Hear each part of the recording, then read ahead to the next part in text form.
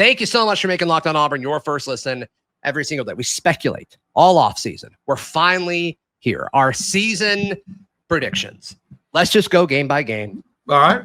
We're off on this. You and I do not have the same one. Normally we agree. We're off on this, which is fun, I guess. Y'all are going to like one of our predictions more than the other. Baylor. Win. Yep.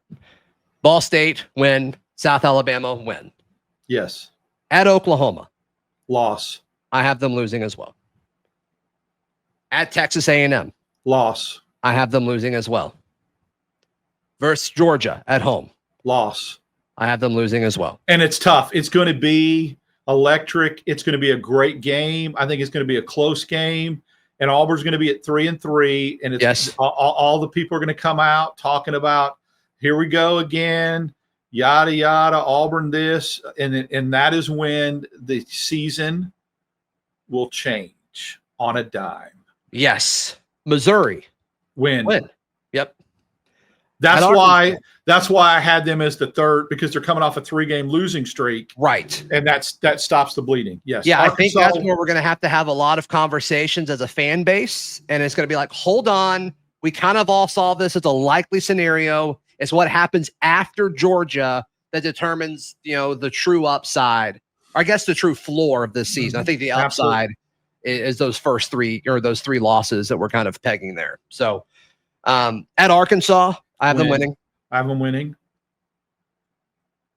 Kentucky at home. Win. I agree. At Vandy. Win. Agreed. Mercer at home. Yeah. And then you have them winning the Iron Bowl. As you mentioned last segment, I have them losing. So I have them going 8-4. You have them going 9-3. Now you can see where if they upset Georgia, and if they go into the Georgia game 3-2 and all that, everything in the environment, the atmosphere wills them to a win, and they come out of that 4-2, having beat a top 5 Georgia team, they are in position, if they take care of business the rest of the way, to be in the college football playoff. Or just split Oklahoma and A&M. Like, find a win there. And exactly. It changes everything. It changes everything. You go into, if you go on the road and beat Oklahoma and start the season 4-0, man, are you setting yourself up to Yeah, and I think Oklahoma is significantly more winnable than Texas A&M. Texas A&M has a bye week before Auburn's game. I hate that. Like, that's a major bummer. While they're off a week, Auburn's in Norman, and they got to come back, and they go to College Station. Like, that's tough. And it's going to be a tough draw. It's a physical game. I like Auburn. Yeah, I mean, I think both games are road games. They're both traditionally tough places to play. A&M, obviously, having lost to Auburn last year, and that roster getting better, and Reed. Did Oklahoma do enough with Mateer and Ott? And is the defense going to play better? So there's a lot of I wouldn't even be panicked if Auburn started 3-0 and then lost 3 in a row, knowing what they could do the last 6 games of the year. Yeah, I mean, right. It's almost like you're playing with house money if you can get one of those. Well, you go into that stretch 4-2, watch out. 100%.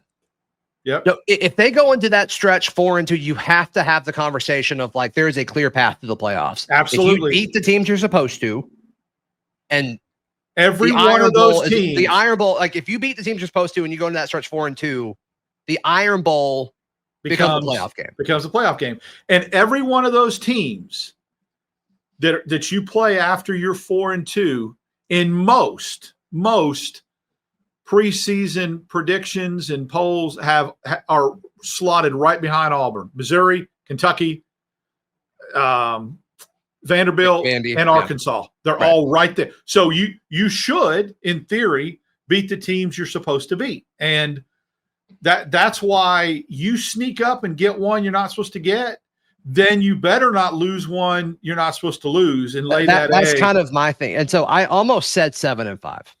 I almost said 7-5 because of the fact that, like, we've seen Auburn under Hugh Freeze, and really just, I mean, even outside of Hugh Freeze, like, we've seen them come out flat and lose a game that you're not supposed to lose. And that could be in Waco.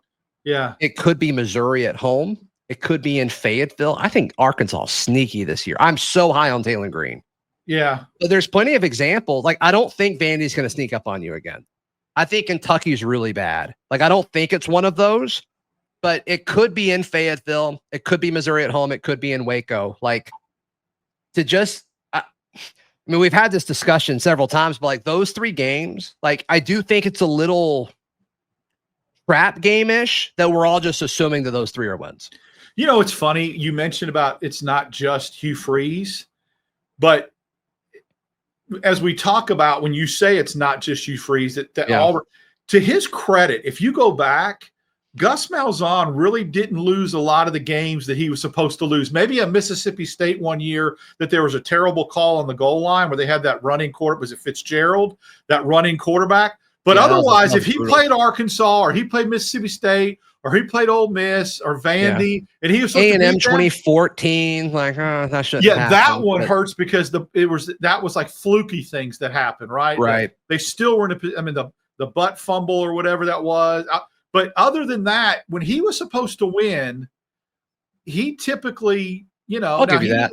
He in the regular season. Bowl game, no shot. Bowl game. And no shot. But when LSU had better talent than Auburn, LSU beat Auburn, right? When Auburn was close, no, you're right. I'll give you that. Yeah, sure. To his credit. I mean, and when he was ranked in the top 10, he beat Alabama consistently when he was ranked. He beat Georgia when he had really good teams. So, yeah, you're right. I'll give you that. The Shaun White year that Georgia was terrible and Shaun White was playing with one arm, that's the only other one I can see. Georgia was like a 6-5 football team at that time, and Auburn was that rolling. was the last time we really had like a clear shot at them. 2016, Auburn was rolling. So that's just an interesting side caveat to think about. I'm fine with that. I'm fine with that pushback 100%. So yeah, you've got them going 9-3. I've got them going 8-4. What do you have Auburn going? Let us know in the comments down below.